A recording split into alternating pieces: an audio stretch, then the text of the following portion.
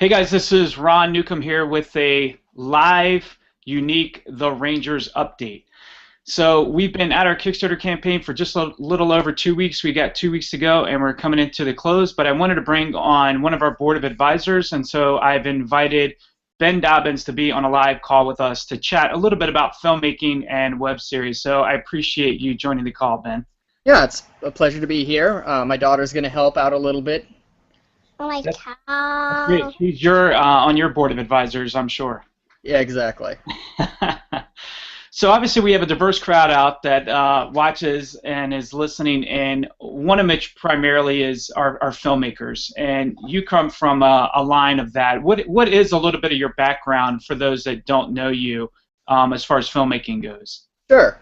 I directed my first, student feature as a high school senior.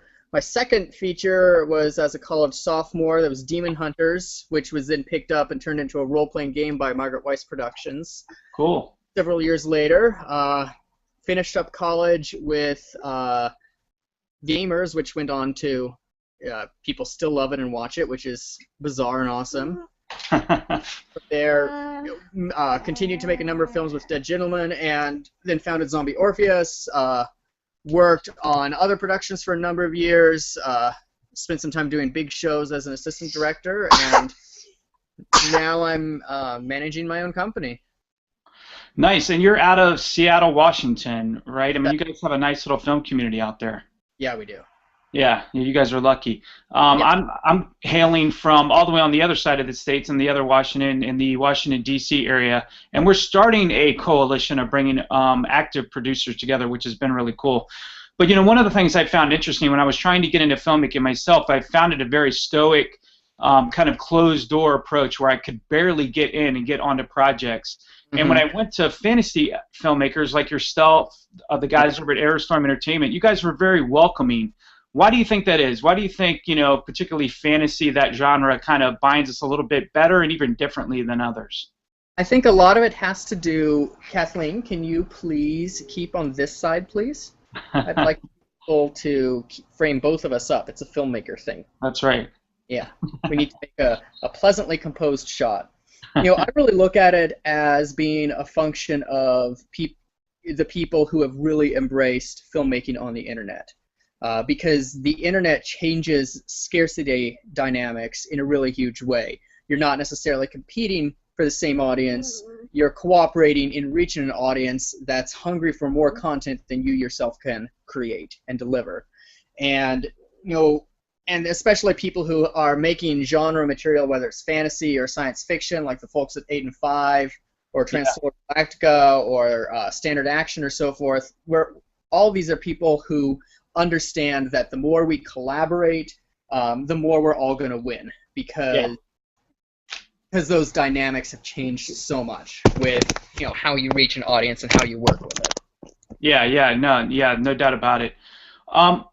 What do you think draws, or why do you think rather fantasy draws fans? Why do you think fans are particularly drawn into fantasy? It's the fantastic. It's we're also, with my company, we're coming from a background of being really hardcore role-playing gamers. We love Dungeons & Dragons. We played the old Serenity game from Margaret Weis, and it's about imagining worlds bigger than this one and more extraordinary, and worlds that can reflect on issues and ideas and feelings that are sometimes too complicated or too fraught with politics to discuss in this world. Yeah.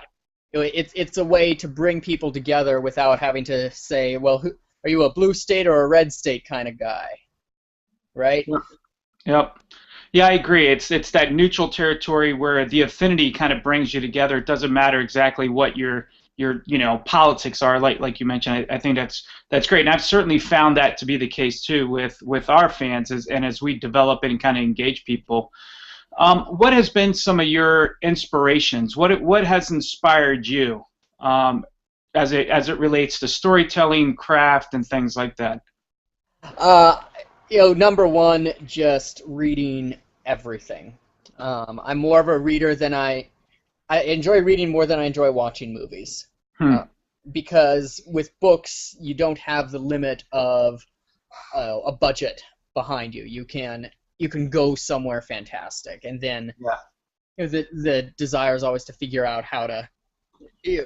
And from there, you find yourself visualizing these amazing worlds, and that can very quickly turn into the desire to find ways to express that that vision so that other people can get it. Another kind of left field inspiration for me, and this is going to sound a little weird, is there's a theologian named Walter Wink, whose work I absolutely love. And he, setting aside any kind of religious stuff, what he does is breaks down the storytelling technique of the parable as a way of getting to the heart of a particular injustice in a way that is direct, funny, and unexpected, which is also a phenomenal tool for understanding what a story is about and structuring it so that you can have that moment within especially like the fantasy and science fiction genres, that moment where the theme and the action and the plot collide. Yeah. And create a new experience. So that for me is one of the biggest inspirations, because it's an approach to storytelling that's all about telling an extraordinary story, but with this sense at the heart of it of here's what this is about, and here's this kind of amazing moment we want to have where our perspective on what we thought we were experiencing gets turned upside down in a way that reveals. Yeah. No, you've done that's great stuff, and I've actually heard of that theologian. I'll have to look him up and do some more reading. So you've done features. You've obviously have done series now, web series. I kind of joke around and call you the godfather of web series, because you were kind of doing web series, or first started to do web series when they were just starting to be a thing, and people were just kind of starting to think about them, much less as a filmmaker turn it into a potential true opportunity, other than just putting my stuff out there for free and letting people consume it. But you've also run, at the time, correct me if I'm wrong, it was the highest grossing film Kickstarter campaign at the time. Was that right? He held that title for about 30 hours, and then Charlie Kaufman beat us by $300. I'll let you guess who got all the press. Yeah, exactly. But what a feat. I mean, that is truly amazing. Obviously, I find myself in the middle of a campaign, and it's nerve-wracking. You start out, and it seems like, okay, this is going great, and you have visions of grandeur, and you start to think big. And then in the middle, which is kind of where I'm at, you start to have your freak-out moment, and then you're hopeful that you'll have a nice, climactic, triumphant end that will end end well. But for those people, one of the things I found true is that you talk to any independent filmmaker, and they all are considering some type of crowdfunding, all of them. And that kind of muddies the waters a little bit, and I have really tried to do my homework. I've spent a lot of time reading books, talking to other people, such as yourself. You've counseled me, being a part of our board of advisors. That's kind of one of the advantages of having an advisor. Any nuggets or thoughts that you have of people that are not yet in a campaign, that are considering a campaign, about doing a crowdfunding campaign? Oh, the first thing I'd point out is that just about every campaign kind of has that moment in the middle where it really slows down and you start to panic. Especially campaigns for movies. Campaigns tend to fall into two very different kind of categories. One is when you're offering something really concrete. Here, your awesome Dwarven Stones dungeon, or here's your Oculus Rift or your Pebble wristwatch, versus here is this leap of faith that I want you, the audience, to take in me as a filmmaker and in me as a storyteller, that you can't see it yet, but what I'm going to deliver is amazing.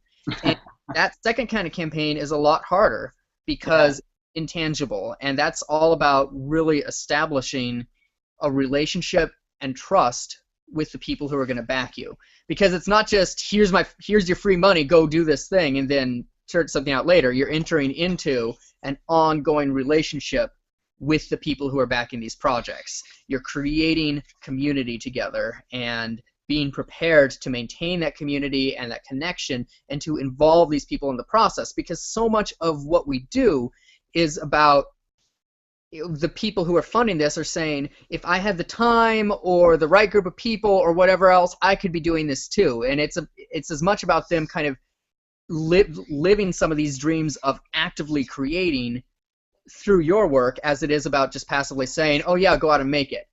People want to be involved and feel like they were part of bringing something extraordinary to life.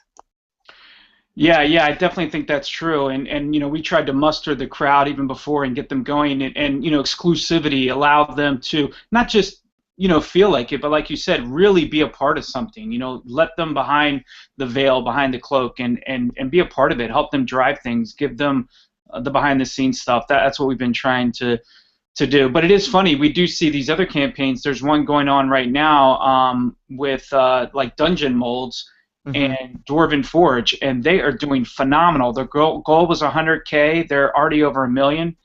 And I've reached out to them and said, what can Nuggets, can you help me, please?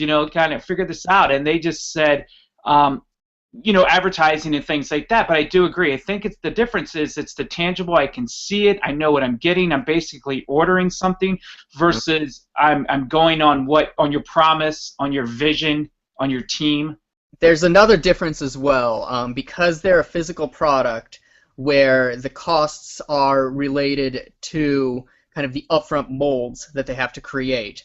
But then that's the big expense. After that, casting the individual pieces does not cost much. It's a very particular economics of plastics, which is something that Matt Forbeck has written about as well. And what they're able to do is get the stretch goal snowball going along the same way Reaper Miniatures has on their campaigns, where once you've pledged at a certain level, the value of that pledge keeps going up and up and up until you have this amazing kind of inverse power law curve where more and more people are coming on board on what we would consider the more casual fans and the more casual backers, because the value has reached the point where they can't ignore it. Yeah, wow, yeah. With a campaign based around an intangible, like, here's this awesome movie. Yeah. Do you see crowdfunding changing, or do you see it only getting better? I see it continuing to change. My big concern is long-term sustainability. We have fans who have put down $10,000 on multiple campaigns that we've run, and that's a lot of money. That's not the kind of money you can count on. And if absolutely there are people who really love what we're doing, who absolutely want to support it, and this is one way that they can use the money that they have to do so. At the same time, there are a lot of people who, like, for example, right now there's Phil Bricado is running the Mage 20th anniversary campaign. It's doing incredibly well. It's a $135 ticket to get in on the physical book, and that that excludes a lot of people. And these campaigns are coming through that are offering rewards at levels that are really difficult for people, especially in an economy where we're told there's an economic recovery going on, but it's not touching the middle class. It's not touching the people who are struggling to get by. Yeah. And so, I look at crowdfunding and say, this is fantastic, but the crowd is also in trouble. And so we need to be looking at building sustainable models where you're not having to choose between, here's this thing I desperately want to support and this awesome reward I want to get, versus I need to pay for my groceries this month. And that's where building larger bases that can contribute on a smaller level to achieve goals in a more predictable way that's where I would like to see it evolve to. It also reduces the risk for individual backers as well. Yeah, it's something you guys are doing over at Zombie Orpheus very well, is that kind of membership type of model. Is there any particular reward level that you saw, or type of item that you saw was just stood above all else? Something that people wanted that kind of surprised you. You know, there is one, and this is gonna sound really weird, especially because it's 2014, and that's DVDs. Yeah, yeah. The, It's funny. That has been one of our top two. They want that exclusive Kickstarter DVD. We also put it that we would sign it, yep, and that's people want it. They still want that physical, tangible item, yep. which is great. I'd love to be able to provide that. I really thought it was going to skew more towards all digital, which we do have those, but the DVD is definitely where We it's at. we just put an update out a couple days ago for our Gamers Hands of Fate campaign. That was the one that raised 400,000, and suggested in it that we might, DVDs are really becoming an outdated format, and Blu-ray is just a disaster for anyone other than the studios, and intentionally so. I mean, it was designed to exclude anybody who isn't kind of willing to play at the studio level, and willing to embrace all the physical DRM that's built into it. So we flew the idea past them of getting away from DVDs and Blu-rays, and what we heard back from dozens and dozens of backers just immediately was, no, no, no, no, we don't care. We want something that we can loan out, something physical that we can hold, that we can show off and say, here's this amazing thing, go watch it. Yeah. Yeah, I mean, you guys have some really cool business models as well. I don't want to dive too deep into that because I know you guys are working on stuff, but really fascinating stuff. As a filmmaker, I know we're all rooting for you guys because we kind of see what you guys are doing and almost follow suit. I mean, I've got 35 mobilized DMV producers, and we're all very much looking to what you guys are doing too. But as far as filmmaking goes, even from a filmmaking perspective and even a fan, let's talk specifically independent. You kind of really have your thumb on the pulse of things. Mm-hmm. The studios, we've seen the small little labels go away, die off, and the studios are Mm-hmm. making bigger films but less of them. What do you see kind of the future of independent filmmaking? Where do you see that going? I have some right here, my feet, right? We're going to see far more content created than most audiences are interested in consuming. And a lot of it isn't going to be very good. A Yeah. lot of it is also going to be completely brilliant and won't find the audience that it deserves. And what I see is curation is going to be really important. Building trust with groups of filmmakers, kind of within your area of interest, is going to be really important. Serving particular subgenres will be very important. I say this to everyone because I don't have the time to do it. Whoever goes out there and makes amazing web series for the international online knitting community is going to have the biggest hit of the year. Nice. Because it's a hugely connected, worldwide, passionate community that hasn't had a piece of media made that really gets what they do. Fascinating. There you go. There you go. What genre you want to work in, and you want to just immerse yourself in that world and find the best stories to tell and do that. That's where the next big success is going to be. Yeah. Yeah, it's interesting. We're all trying to find that, and I totally agree with you as well that there's so much white noise even now. I can already start to see it and feel it. If you don't wow somebody on YouTube in the first 5 seconds, they'll leave you a comment and make sure that you know it without even finishing. Because there's something else pulling them over to watch, and there's so much consumerism going on. It's really kind of fascinating. So one kind of little thought, final thought really, as all the filmmaking experience you've had, again, with features and series and from writing to producing and doing the whole gambit, do you have any cool moment or fun moment that you look back on, or even kind of a proud moment that where you're like, wow, I did that, or just a funny little accolade that you have that kind of sticks with you?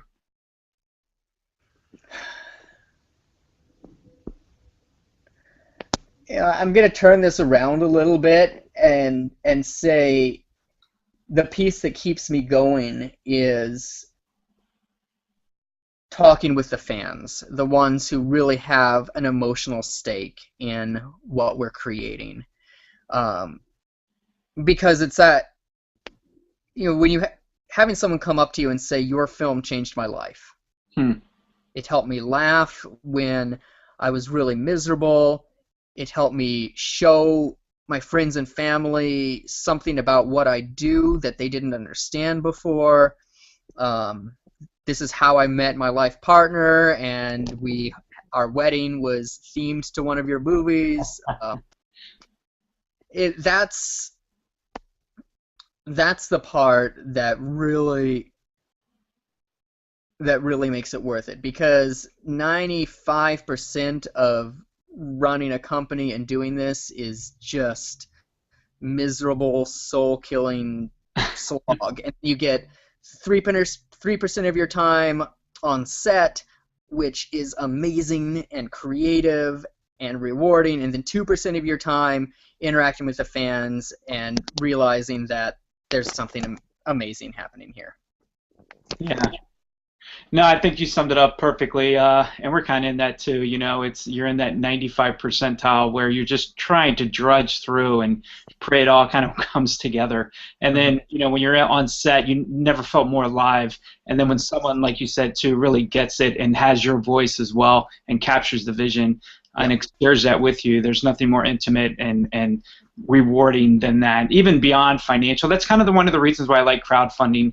To me, yeah, you need the funding part of it, but it's all about the crowd to me, the mobilization of fans, community, fandom. That's really why I pulled the trigger instead of just trying to go out and raise equity, privately. I'm much more excited about the fan component. Well, I don't want to take any more of your time. I'm honored that you'd meet with us. I'm glad you're in my corner as well.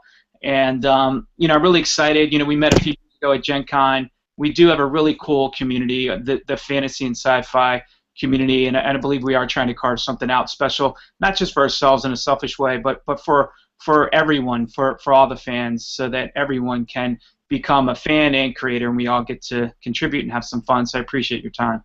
Absolutely. And before we finish up here, you really should take a moment, and for people who are seeing this for the first time, you should take a moment and talk about why the Rangers Kickstarter campaign is amazing and why they should go pledge. Yeah, that's true. This is kind of every story. I grew up playing D&D and stuff, and was a jock on the outside, but secretly I was going home playing role-playing games with my buddies, and that was the first time I really understood storytelling. And film, as a young man, touched my life too. I remember the first time a film made me cry and moved me emotionally, and I understood two things: there's power in story and there's power in film. And then later, when I got the opportunity as an actor to start to get into that, and digital came on the medium to really kind of show us that it's possible, I began to believe that it was possible. And so I did a film, Rise of the Fellowship. It won Best Feature Film at Gen Con. We got international and domestic distribution, and what that really did was, though, is it really gave me a voice, and again, like you talked about the fans, I began to engage with fans, and I began to hope and began to think something bigger. I always had my mind on fantasy, never thought I could really take it on, and it was through the fans' voice of saying, no, you can do it, go for it. They gave me the opportunity, and then seeing fellow filmmakers like yourself, the guys over at Airstream Entertainment that I brag about all the time, seeing that they could do it really allowed me to be able to pull the trigger and do it. And so I created the story, all the fantasy kind of rolled up into one, maybe even a little bit of Jedi, about Lieutenant Wolf and these 4 elite Navy SEAL type Rangers out on the periphery. And just like what you guys got to do, we got to do a whole world creation and had a lot of fun doing that. We created a card game and miniatures and all that. And these guys are on the periphery, but they're the voice of the king. They're, the cops on the lands. They have to make all the decisions and all that. They're also the first line of defense, and they start to uncover this darkness for the very first time they long since thought was just distant rumor and ancient memory, and this darkness begins to be reawoken, and that's where we find ourselves in this story. I'd love to turn it into I've it laid out right now as a 3-part kind of film, because that's the world I know, but I've broken it down also into an episodic series format, because television has changed in such a positive way, the internet has changed in such a positive way that we're able to give stories in different vices. So I'm ready to to execute in any way that the fans kind of give me the opportunity to be able to do. And I've never been more excited to kind of bring something. That teaser kind of shows the level of excellence we're trying to hit. Our orcs look great. So yeah, I've never been more excited. Sorry, I don't mean to geek out on you, but you can appreciate it. Well, and anyone listening, what you've just heard is passion and excitement coupled with someone who has the proven ability to deliver. And if you're not pledging for this campaign, you're missing out. Yeah. Something extraordinary happen. Well, thank you. Yeah, very humbling coming from you. Seriously, I've been a fan. That's how I found out about you first. So I appreciate your time, Ben, and we're excited to bring all you guys the Rangers live and in color. So until then, we'll see you next time. All right, take care. Take care.